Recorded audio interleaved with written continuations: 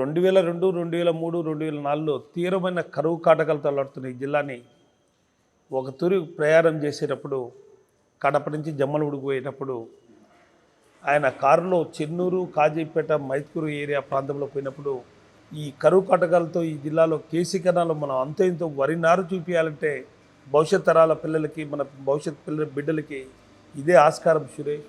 ఇలాంటి ప్రాంతంలో కూడా కరువు వచ్చినప్పుడు కూడా వరి నారు వేసుకోలేని పరిస్థితుల్లో ఉన్నాం. 2004లో తిరిగి మనం అధికారంలో ఖచ్చితంగా వస్తాం.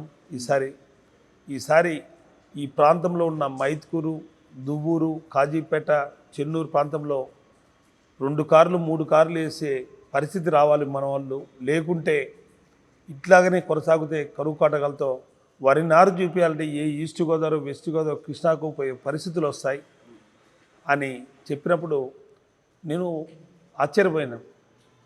ఈయన వరి నారింది ఇక్కడ పక్క కృష్ణా నీళ్ళు ఏంది మన తుంగభద్ర ఈ ప్రాంతానికి తీసుకువచ్చేది ఎలా తెస్తాడు అని అనుకున్నప్పుడు ఆయన అధికారంలోకి వచ్చిన తర్వాత చేసి చూపించిన వ్యక్తి రాజశేఖర్ రెడ్డి గారు.